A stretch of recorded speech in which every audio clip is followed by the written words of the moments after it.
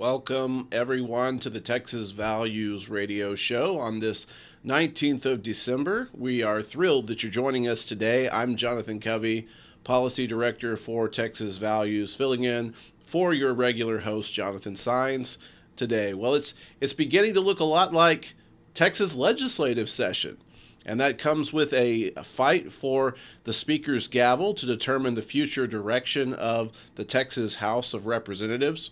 We have a very special guest on the show today, who himself is playing a significant role in the public discussion on this topic. But before we get to him, just as a reminder for everyone, you can catch us every week on the Texas Values Report on this station, KTX W1120 The Bridge, or you can watch us on demand on iHeartRadio or Facebook or Spotify or any of all of your other favorite live streaming platforms. Also, you can stay up with us on breaking news and information through our text alerts by texting TX Values to 797979. That's TX Values to 797979.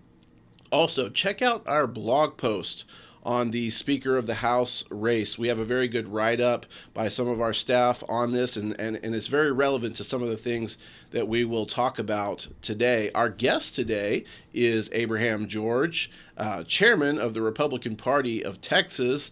And Abraham, I was just looking at your official bio a little while ago, from grassroots activities to working with Collin County Republican Party and the SREC and so much more. Can I just introduce you as the guy who's done everything? Well, no, not really, but we'll just go with something like that. Yes. Well, welcome to the Appreciate Texas it. Values Report. Thank you. Glad to be here. So, we wanted to have a discussion today on the speaker race, and you've played some of a role in that. And I think most of the people who are listening to the show they're kind of in our space, and they know, we're having a speaker race right now with the Texas House. And it's going on between Chair Dustin Burrows and Representative David Cook. This, of course, after Speaker Phelan is from the Beaumont area announced that he is stepping down from the race. I think what some folks may not know is sort of the background on the unhappiness with the current speaker and the events leading up to how we got to the point that we are. Can you fill us in a little bit on that and recap some of that?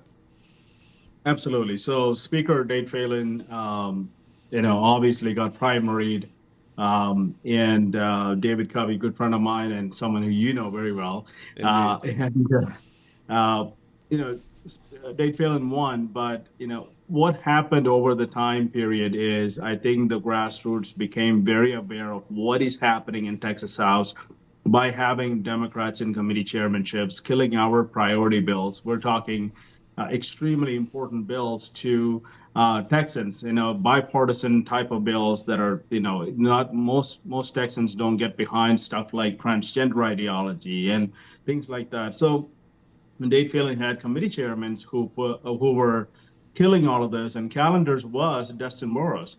So much happened over the last couple of sessions that grassroots became very aware of it.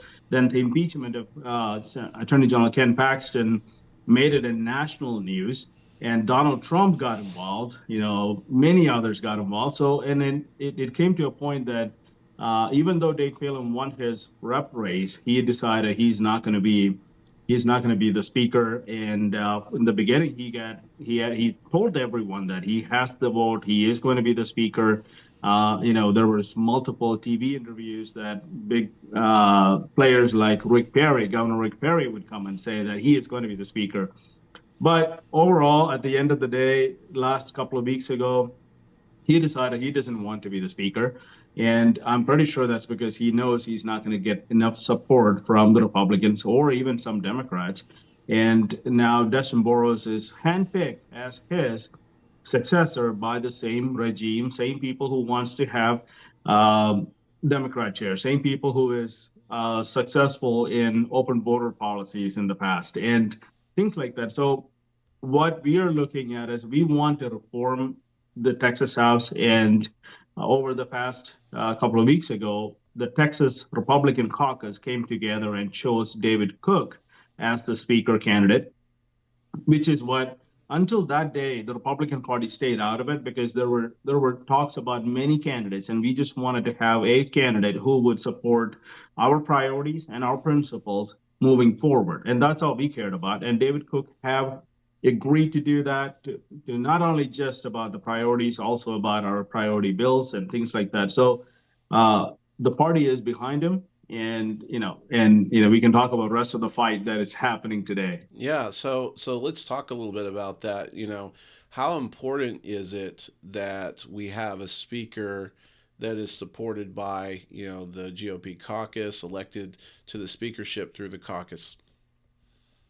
You're right. So in the past years, when we get a moderate speaker like Dade Phelan, we will get a response from our legislators saying, "Hey, I can't really do anything because the caucus chose that person, and we are supposed to abide by those rules that are put together by us." And the party's platform said exactly that. Said, they should be picked, chosen by the Republican caucus. So this time around, that's what happened. And Dustin Burrows said, "Well, I don't believe in the caucus anymore," because if he would have won the caucus support, he would have said, "Well, we got to stick with the caucus." But the main reason we care about the Republican caucus to be choosing the speaker candidate is we don't want to give the power to the Democrats. In the past, the Republicans, handful of Republicans, will go to the Democrats and give them a bunch of chairmanships and committee assignments and things like that. Then they will get elected. Who are they beholding to? Are they beholding to the Republican principles or the Democrat principles? It's the same Democrats who support transgender ideology. It's the same people who are against school choice, same people who are against a closed border. So our Republicans, Texas House Republicans, are comfortable with taking all the power and handing it over to the Democrats after they win the election under Republican name. And we decided we're not going to have it anymore. So that's the fight today. So it takes 76 votes to win Mhm. for speaker. What are the numbers right now that you see, and for the respective candidates? Be honest with you, we don't have exact numbers. The reason is on a given day, some people are coming over to our side, and we don't want to really go and publish the exact numbers because then the other side is Right. working as well. We believe we will get 76 by the time we get to January 14th. We currently have somewhere up 60, in the high 50s or 60s is what we are looking at. So we have about 4 or 5 representatives who are having conversations with me and other representatives to say, okay, if we move over, are we going to get punished for all the things that we stood in the past and things like that? So, Right. and we want to make it very clear. All we care about is moving forward. We want to unify the party. We want to get behind a candidate who will put our priorities first. So that's the messaging. What are the consequences for not voting with the caucus? And I've seen some on social media about the issues of censorship. And can you talk a little bit about that, and what consequences are out there? Right. So what we had in the past convention was we decided that we're going to have the Rule 44, which is the censorship option of censoring a representative if a person goes off the reservation, basically, a Republican. Then not only that, we also added some teeth to it by saying if that person is censured multiple times for multiple reasons, and it takes a lot to get censured by our rules, and if they're censored multiple times, we have the right to remove them from the ballot. The first thing is we can spend money against them during primaries. The second is we can, even go and put them on the ballot, but spend money. The second is just remove them altogether from the ballot. That's going to be a lawsuit. There's going to be a lot of back and forth about that. But we think we're going to win that lawsuit if we go to that. So this is the time that party is trying to say, well, you don't want to go there. We don't want to go there because there's no point in us spending money against one of our candidates. We want to be able to spend money against Democrats during the general election, not spend money during the primaries. But at the same time, we want to get a representative who represents the values of the people who are electing them. So, and when you run as a Republican, the basic ideology is that you will have a limited government, free market. You will support our priorities, you will support our platform. And if they're not willing to do that, maybe they should run as a Democrat or an independent. So that's the push from the party. We're talking with Abraham George, chairman of the Republican Party of Texas. And guys, we have a number of crucial fights, excuse me, to win, and your donations will help us get there. If you find value in the work that we're doing, we want to let you know we have a matching grant in place right now up until December 31st, up to $100,000. We have you donate, and your donation will be matched. And that helps us, keep quality folks. It helps us represent your values in the legislature. It helps us get to talk to great folks like Chairman George here. So if you see value in the work that we're doing, please go to txvalues.org, drop a donation, and remember our matching grant that's in place. Also, want to mention again, we have a really great blog post on the Speaker of the House race that you can go and check out at our website, txvalues.org, on our blog as well. Mr. Chairman, thank you for continuing to talk with us. I want to continue visiting about what you were talking about a moment ago about the censorship rule. What we were talking a little bit about this in the office, but when you have a caucus that is supposed to vote together and you have the rules in place, I mean, obviously we have those rules for a reason, but what do you expect to see in terms of the direction that the House will take under a potential speakership of either of the candidates? What's your thoughts on that? So I think if Dustin Burrows wins, it will be a speakership where Democrats will continue to control Texas House. They will kill um, school choice because they've already are in conversations with some of the Republicans. Governor Greg Abbott came out and said, "I worked all year to get good Republicans passed to have conservative bills, including school choice, passed in the next session." Many people who were against school choice is not there anymore. We have brand new members coming in, and for a good reason. So then we will get a lot of these pushbacks on our legislative priorities, like we are talking about taxpayer-funded lobbying is a major issue for us. We're talking about strengthening our power grid. We're talking about a lot of the things that are not even a Republican issue; it's a Texas issue. Right. Are priorities for us, and protecting our children is not a priority just for one party; it's for every Texan out there. So having all of those conversations, I believe if Dustin Burrows becomes the speaker with the support of the Democrats, they're going to control the Texas House, which means it's going to be a battle between the state Senate and the state House. And governor's office will get involved because they have priorities and agendas they want to push as well. And so between four entities, the party, the grassroots, the House, the Senate, and the governor's office, it could get very chaotic. What we really would love to see is David Cook being the speaker. We have set of rules and we have set of agreements that, okay, he will put all the priority bills on the floor, that he will support our platform planks, and that he will get school choice done. So it's going to be a lot easier session for not just for the party, for the Senate, for grassroots, for Governor Abbott. And that's what we would love to see. I mean, we'd love to have the fight against Democrats instead of within the Republican Party. And with the David Cook, I can see that. And because we've had that conversation saying, okay, I can promise you I can do all of this. And there are some things he cannot promise because he's not the speaker and he's not supposed to promise. So he can't talk about it. He doesn't want to talk about it. Right. But things that he can do, he is more than happy to say, hey, these are my priorities too. I'm more than happy to put that out there.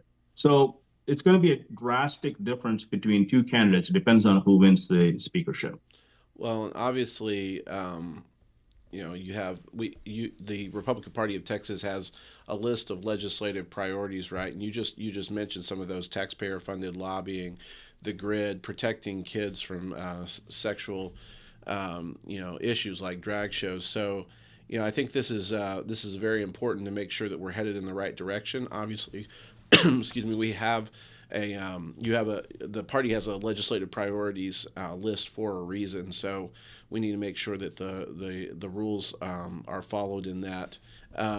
Just real quickly, obviously there are critics and folks, of you getting involved in, this and taking a stand, taking a bold stand for this. But, how do you respond to those folks who are saying, it's a civil war and the party is attacking its own people and that sort of thing?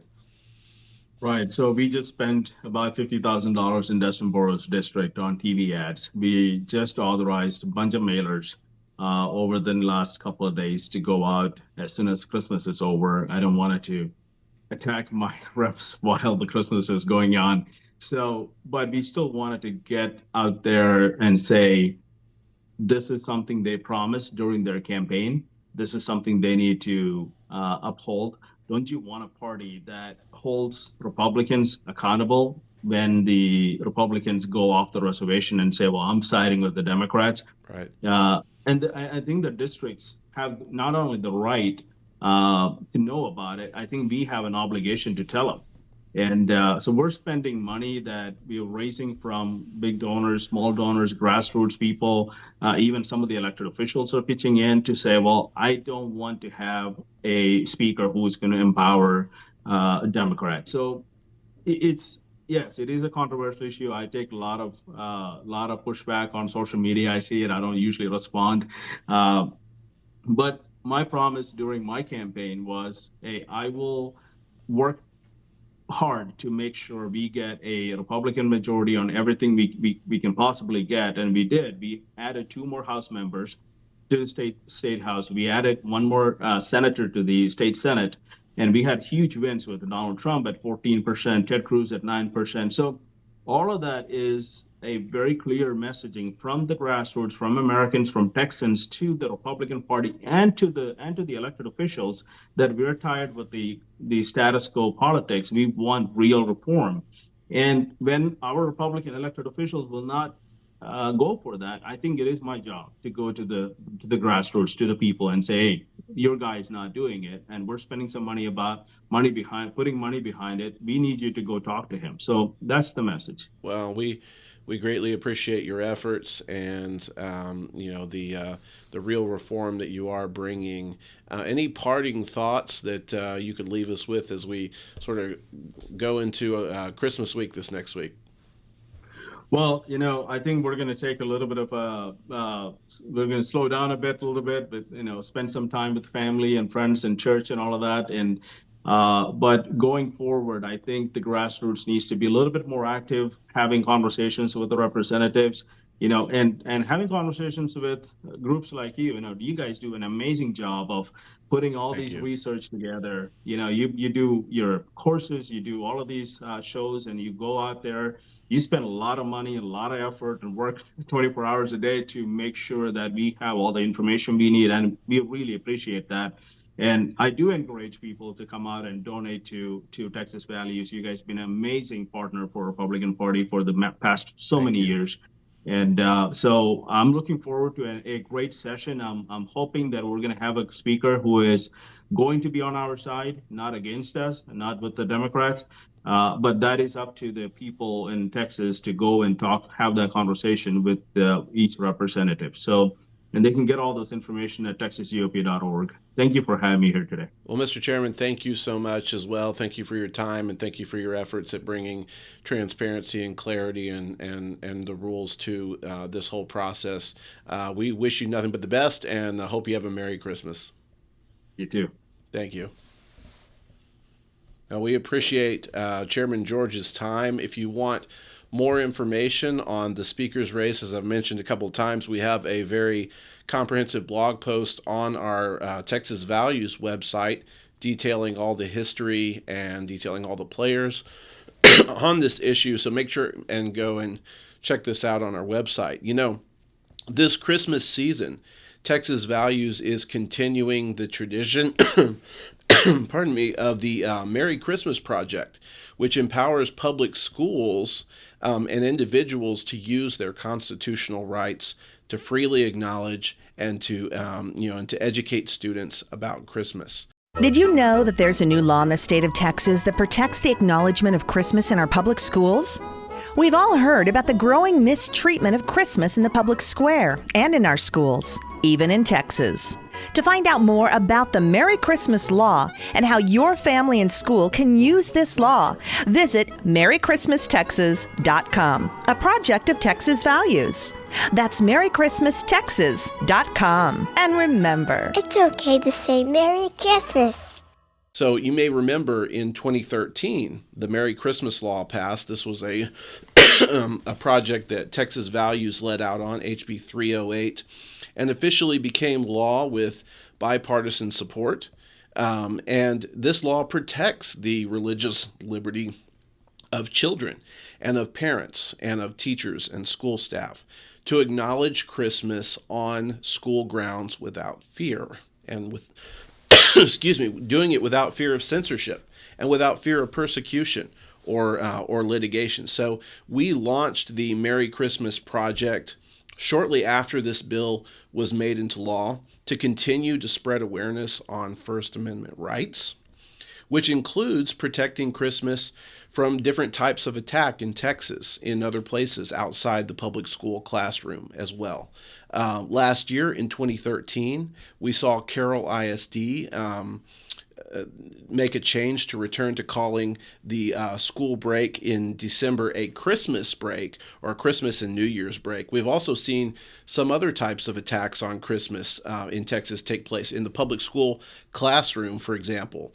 In 2022, we even saw the city of Taylor allow drag queens in the Christmas parade, and then they passed a city ordinance that effectively banned Christians from participating in that Christmas parade. So many examples of still of attacks on Christmas as well. So, I think the reality is, as we continue working towards protecting and protecting faith and family and freedom in Texas, we continue to need your help. And if you find value in the work that we're doing, we could continue to use your help for this.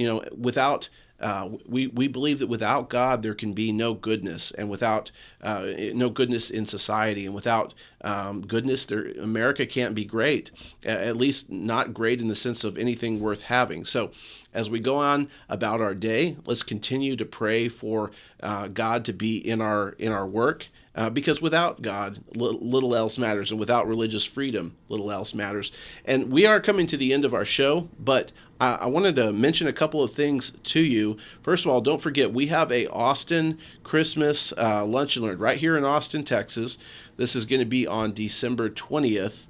That'll be this Friday from 11 to 1 p.m. So come on out if you're in the Austin area. It'll be at Maggiano's Little Italy up towards the Domain, and visit with us there. And also, we have Texas Faith and Family Day on March 14th. So don't forget about March 14th, 2025, Texas Faith and Family Day at the Texas Capitol.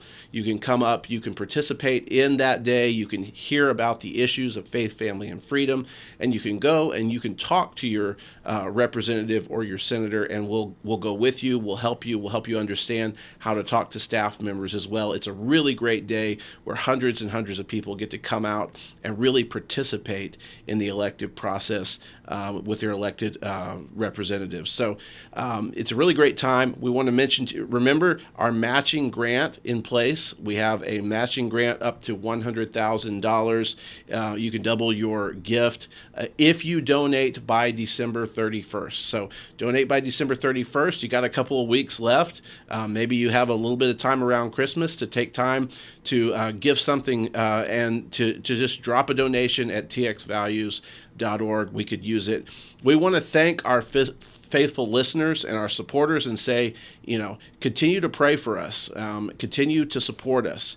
Government belongs to those who show up, and our team will always show up for you at Texas Values. We're dedicated to being your voice in the government and to being your boots on the ground for conservative and social issues. Thank you for joining us with Chairman Abraham George on this episode of the Texas Values Report, and we'll see you right back here next time as we continue to lay down a vision for the next conservative generation. Thanks.